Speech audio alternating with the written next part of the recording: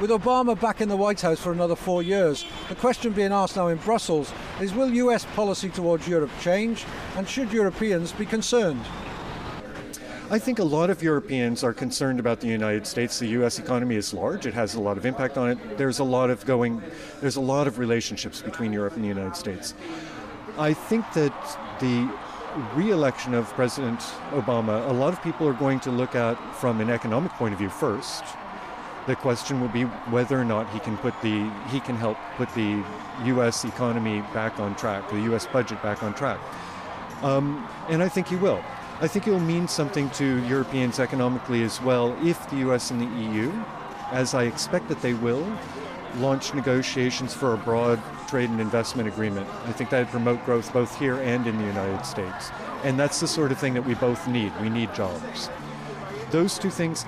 I think as well, though, that Mr. Obama is a sort of person who has resonance for Europeans. It's a leadership that I think that they appreciate, even if he did not live up to their hopes of the first term. They learned a lot about the way the U.S. system works. The president has constraints and has to govern for all Americans with the Congress. That's a good thing. At the Brussels Press Club, influential think tank members discussed the future of US-European relations in both a formal setting and afterwards over refreshments. After all, worrying about the future of Europe is thirsty work.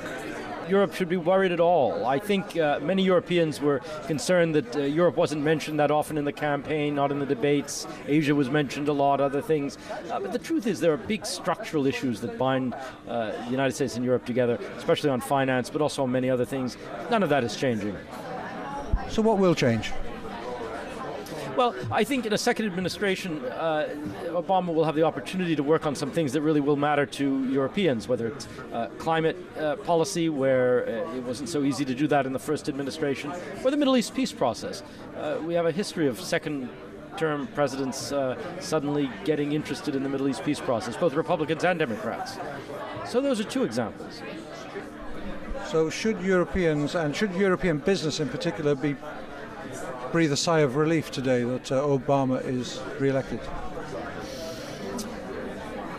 Breathe a sigh of relief? No, I don't think that would be the way of doing it, because frankly I think Mr. Romney would also have been a good president in very, very many ways. I think he was a strong candidate and would bring a lot of strength to it.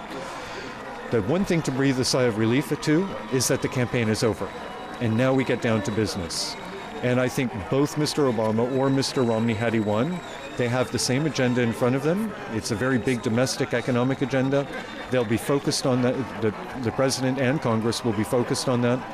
And in that sense, yes, they can breathe a sigh of relief, because now people will actually get down to work.